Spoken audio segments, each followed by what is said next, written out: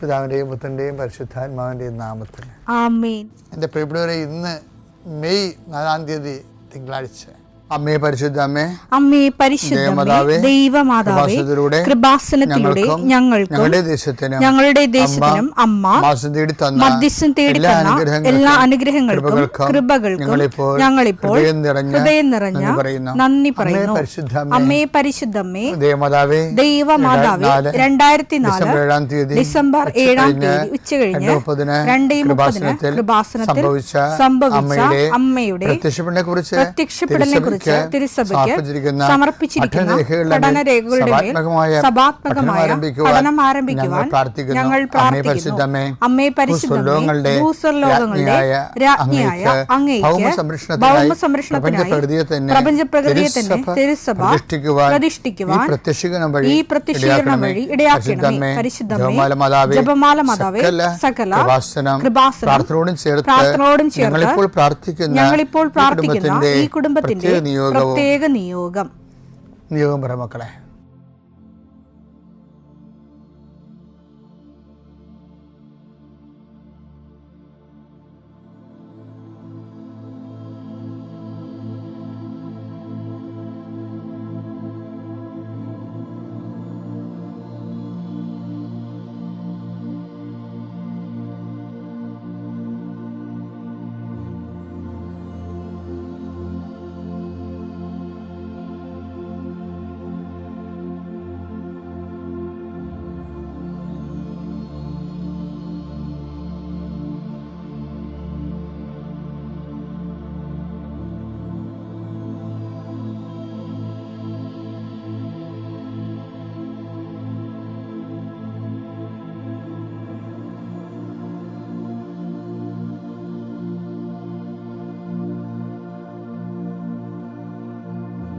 അമ്മയുടെ പ്രത്യക്ഷീകരണത്തിന്റെ ഈ അനുഗ്രഹവേളയിൽ ഞങ്ങൾക്ക് സാധിച്ചു തരുവാൻ കനിയണമേ. ആമേൻ. വിശ്വാസ പ്രമാണം.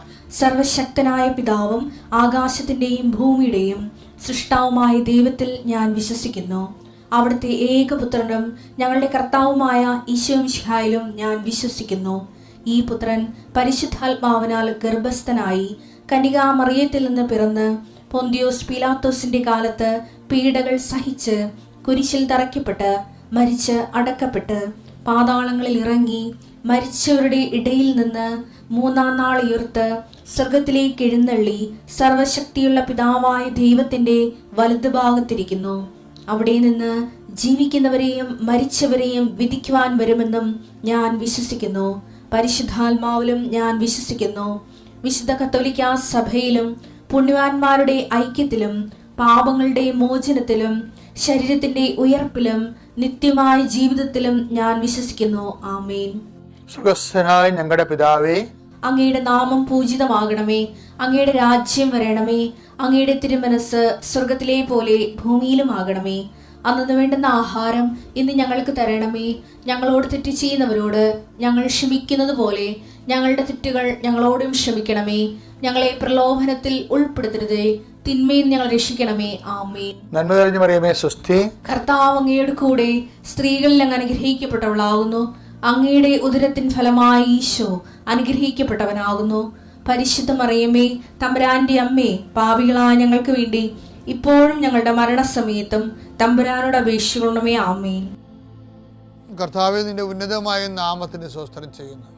കർത്താവേ, നിന്റെ വിശുദ്ധ പൗരോഹിത്യത്തെ മഹത്വപ്പെടുത്തണമേ. കർത്താവേ, സഭയിലുള്ള സാന്നിധ്യം പ്രകടമാക്കണമേ. 40 വർഷം ഞാൻ അർപ്പിച്ച കുർബാനയുടെ യോഗ്യതയാണ്. കുമാസാൾത്താറെ ജീവനോടെ പ്രത്യക്ഷപ്പെട്ട പരിശുദ്ധമ്മയുടെ പ്രത്യക്ഷീകരണത്തിന് സ്ഥിരീകരണത്തിനായി അങ്ങയുടെ മക്കൾ ഇന്ന് അഭിമുഖിക്കുന്ന എല്ലാ വിഷയത്തിൻ്റെ മേലും സഞ്ചാരി മാതാവി സമയത്തിൻ്റെ അധികാരി അമ്മയുടെ പ്രത്യേകമായ സാന്നിധ്യം ഉണ്ടായിക്കൊണ്ട് കർത്താവേ, ഞങ്ങളുടെ കഴിവ് കൊണ്ടല്ല, അങ്ങയുടെ കൃപ കൊണ്ടാണ്. അങ്ങയുടെ മക്കൾ എവിടെയെല്ലാം യാത്ര ചെല്ലുന്നുവോ, ഏതെല്ലാം പരീക്ഷ എഴുതുന്നുവോ, ഏതെല്ലാം പക്ഷേ റിസൾട്ട് കാത്തിരിക്കുന്നുവോ, ഓരോ വിഷയത്തിനും മനസ്സ് ബന്ധ് നേറിക്കൊണ്ട് കാത്തിരിക്കുന്ന സഹായം പ്രതീക്ഷിക്കുന്ന ഓരോ സ്ഥലങ്ങളെയും കർത്താവേ, അത് നഷ്ടപ്പെട്ടു പോകാതെ അവർക്ക് കിട്ടാനും അവർക്ക് അനുഭവവേദ്യമാക്കാനും കർത്താവെ സഹായിക്കണമേ എന്ന് പ്രാർത്ഥിക്കുന്നു. ഓരോ ഡേറ്റും നീ പ്രത്യാശയോടെ കാത്തിരിക്കുന്ന ചില വ്യക്തികളുടെ വരവ്, പ്രത്യാശയോടെ കാത്തിരിക്കുന്ന ചില ഓഫറുകൾ, പ്രത്യാശയോടെ കാത്തിരിക്കുന്ന ചില തീയതികൾ എല്ലാം എൻ്റെ ദൈവവേദനയെ നിനക്ക് അനുഗ്രഹമായി മാറട്ടെ. അതിനെതിരെ വരുന്ന എല്ലാ തിന്മയുടെ ശക്തികളെയും ഈശോയുടെ നാമത്തിൽ ഞാൻ ബന്ധിച്ചു കർത്താവിന് കാൽക്കീഴിലാക്കുന്നു. കർത്താവെ, രോഗികൾ, പീഡിതർ, കുടുംബസമാധാനം ഇല്ലാത്തവർ, വിദേശ യാത്ര ചെയ്യുന്നവർ, കർത്താവെ, അവരെല്ലാം നീ ആശീർവദിക്കണമെന്ന് പ്രാർത്ഥിക്കുന്നു. എൻ്റെ കർത്താവിൻ്റെ ഉന്നതമായ നാമത്തിൽ സഭയുടെ അധികാരത്തിൽ കുരിശിൻ്റെ അടയാളത്തിൽ ഉപരി പഠനത്തിന് വേണ്ടി ചിന്തിക്കുന്നവരും ആലോചിക്കുന്നവരും അതിനുവേണ്ടി പരിശ്രമിക്കുന്നവരും അവരുടെ കഴിവിനേക്കാൾ കൂടി ദൈവത്തിൻ്റെ കൃപയാൽ അവർ ചെന്നെത്തേണ്ട ഇടത്ത് അവരെ എത്തിക്കാൻ വേണ്ടി പരിശുദ്ധമ്മ ദൈവമാതാവിൻ്റെ മധ്യസ്ഥ പ്രാർത്ഥിക്കുന്നു. കർത്താവ് അസ്ഥിരോഗികളെ നിസുഖപ്പെടുന്നതിനെ ഓർത്ത് നന്ദി പറയുന്നു. ആ ദർശനത്തിലുള്ളതാണ്. അസ്ഥിരോഗികളെ കർത്താവ് സുഖപ്പെടുന്നതിനെ ഓർത്ത് നന്ദി പറയുന്നു. നിത്യപിതാപുത്രൻ പരിശുദ്ധാത്മാവായ സർവേശ്വരെ നീക്കുവാമേ. എൻ്റെ മക്കളെ, ദൈവവുമായിട്ടുള്ള ഡീലിങ്സ് വളരെ സൂക്ഷിച്ച് ഡീൽ ചെയ്തില്ലെങ്കിൽ ഞങ്ങൾക്ക് സെമിനാർ പഠിക്കാറെത്തി അവിടെ ചില ആൾക്കാരൊക്കെ പഠിക്കാതെ എന്നോട് ഞാൻ സെമിനാർ പഠിക്കുന്ന കാലത്ത് ഈ സ്റ്റഡിയുടെ പഠന സമയമുണ്ടല്ലോ, ആ സമയത്ത് ചില സമയത്തൊക്കെ നാടകം എഴുതും, ചില സമയത്ത് ചെറുകഥ കോമ്പറ്റീഷൻ വരും ഒക്കെ എഴുതും, ചിലപ്പോൾ കവിത കോമ്പറ്റീഷനൊക്കെ എഴുതും. അപ്പോൾ കൂട്ടുകാരുണ്ടല്ലോ, ആ പിൻ ഡ്രോപ്പ് സൈലൻ്റ് ആയിരിക്കേ. കൂട്ടുകാർ പഠിത്തം കഴിഞ്ഞിട്ട് പുറത്തിറങ്ങില്ല, നമ്മൾ പ്രാർത്ഥിക്കാൻ വേണ്ടി ഇറങ്ങുമ്പോൾ ചെവി പറയും, എന്താണ് റീക്കുള്ള തയ്യാറെടുപ്പാണല്ലേ, റീ എന്ന് അവിടെ പറയണത്. റീ എന്ന് വെച്ച് കഴിഞ്ഞാൽ റീ എക്സാം എഴുതേണ്ടി വരുന്ന അതിന് അർത്ഥം. പഠിക്കണ സമയത്ത് ഇരുന്ന് കഥ എഴുതി കഴിഞ്ഞാൽ റീ എക്സാം എഴുതേണ്ടി വരുമെന്നാണ് അർത്ഥം. ഇതേ അപ്പോൾ അത് നിങ്ങൾ എന്താ പറയണത്, അങ്ങനെ സപ്ലി അതാണ്. ഇപ്പോൾ ഈ ദൈവത്തിലുള്ള ഡീലീസ് സൂക്ഷിച്ചൊരു സപ്ലി വരും. നിങ്ങൾക്ക് തോന്നുന്നുണ്ട് ഹാഗർ എങ്ങനെ കഥാപാത്രമായതാണ്, എബ്രഹാത്തിന് എങ്ങനെയാണ് ഈ ബലിയർപ്പിക്കേണ്ടി വന്നത് സ്വന്തം മകന്, അതെല്ലാം സപ്ലിയാണ്. ഹാഗർ സപ്ലിയാണ്, എബ്രഹാത്തിൻ്റെ ബലിയും സപ്ലിയാണ്. എന്നുവെച്ചാൽ റീ എക്സാമാണ്. ഒരു എക്സാമിന് തോറ്റാൽ ദൈവം അടുത്ത് അതിനേക്കാൾ ഭാരമുള്ള വേറെ എക്സാം വെക്കും. ദൈവത്തെ സംബന്ധിച്ചിടത്തോളം ദൈവം ഒരാളെ എക്സാം ചെയ്ത് സത്യസന്ധമാണെന്ന് കണ്ടാൽ മാത്രമേ പ്രൊസീഡ് ചെയ്യത്തുള്ളൂ. ഇപ്പോൾ ഹാഗർ എങ്ങനെ വന്നതാണ്? സാറാടെ ചിരിയിൽ നിന്നാണ് ഹാഗർ വരണത്. കർത്താവ് ആദ്യം പറഞ്ഞില്ലേ, അടുത്ത വസന്തത്തിൽ ഞാൻ ഇതിലേ കടന്നു പോകുമ്പോൾ നിനക്കൊരു കുഞ്ഞുണ്ടാകുമെന്ന് പറയത്തില്ലേ.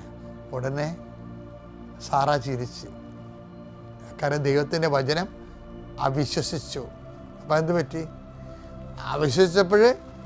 അവിശ്വസിച്ച് കഴിഞ്ഞാൽ പിന്നെ അവിശ്വസിച്ച ആ അവസ്ഥയിൽ ദൈവമായിട്ട് ഡീലിങ് നടക്കത്തില്ല. പിന്നെ വിശ്വാസത്തിലേക്ക് വരണമെങ്കിൽ വിശ്വാസം തെളിയിക്കണം.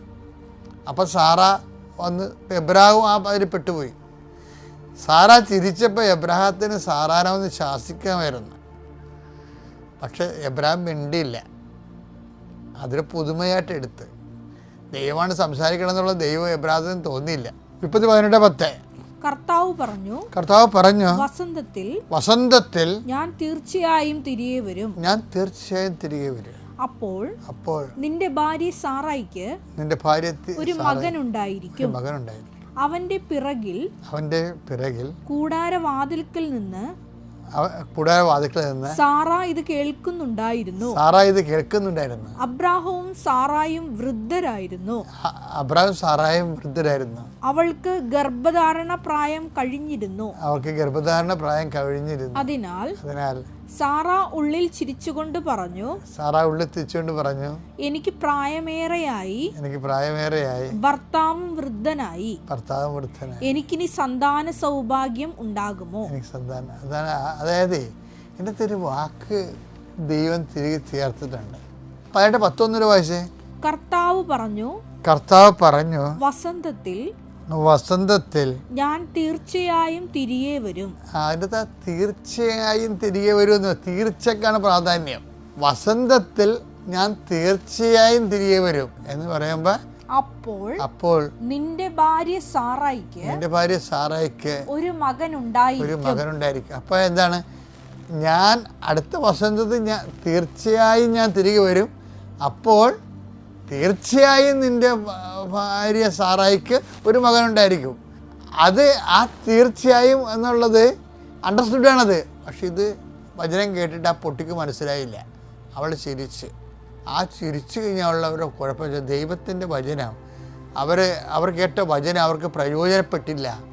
കാരണം അവരത് വിശ്വസിച്ചില്ല എന്ന് പറയുന്നില്ല. ഹെബ്രായർ 4:2 എന്നാൽ അവർ കേട്ട വചനം അവർക്ക് പ്രയോജനപ്പെട്ടില്ല. കാരണം അവർ അത് വിശ്വസിച്ചില്ല. അതാണ് വചനം. ഇപ്പം ഇവിടെ ചിരിച്ചപ്പോൾ എന്ത് പറ്റി? വചനം വിശ്വസിച്ചില്ല. അപ്പോൾ ആ കേട്ട വചനം ഇനി പ്രയോജനപ്പെടത്തില്ല.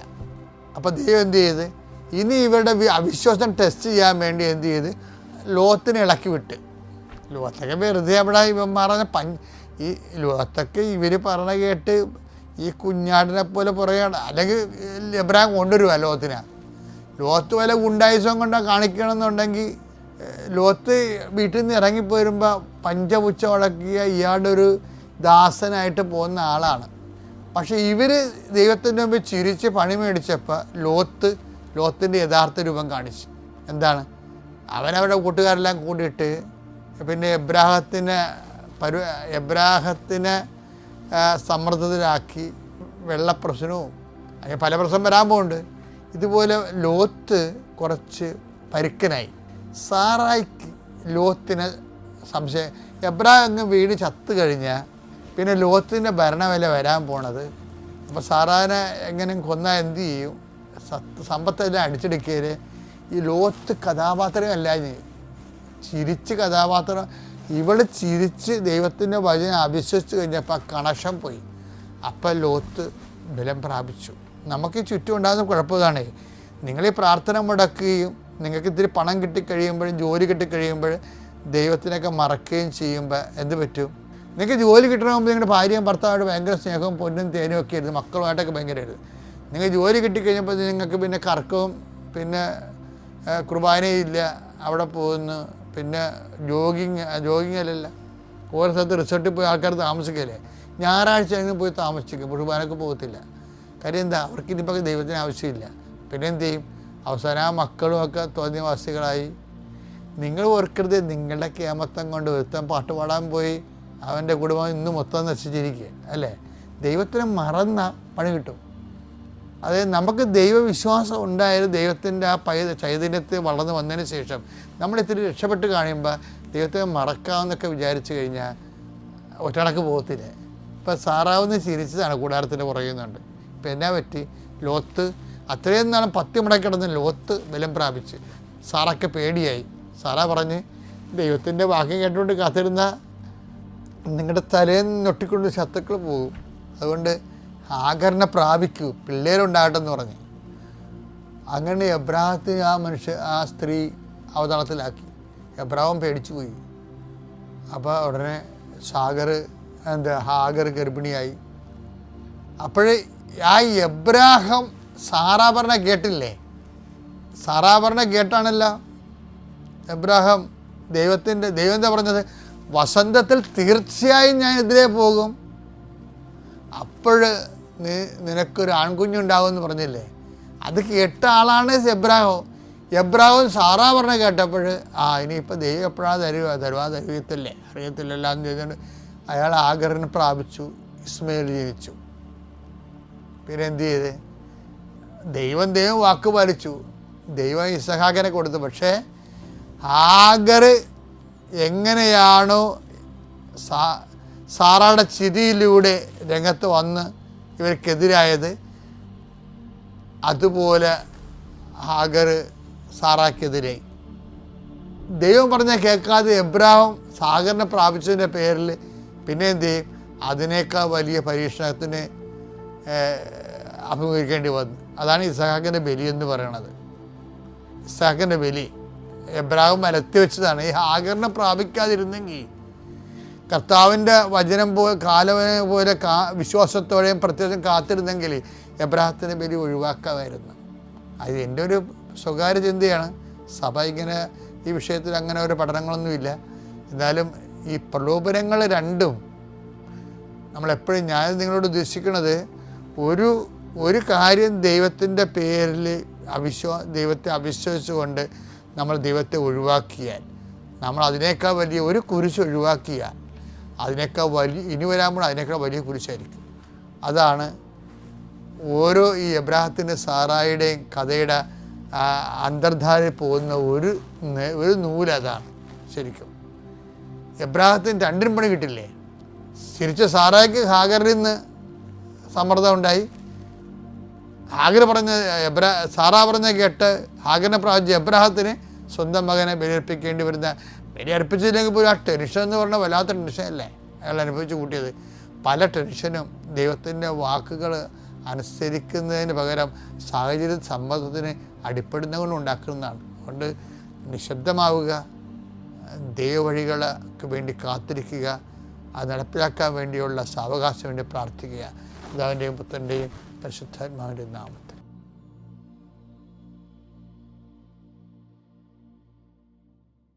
അത്യപൂർവ ദൈവാനുഭവങ്ങൾ ഇനി നിങ്ങൾക്കും സ്വന്തം.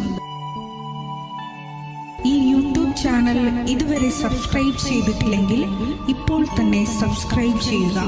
ഈ വീഡിയോ ഇപ്പോൾ തന്നെ നിങ്ങളുടെ സുഹൃത്തുക്കൾക്ക് ഷെയർ ചെയ്തുകൊണ്ട് കർത്താവിൻ്റെ പ്രേക്ഷിതരാകുക.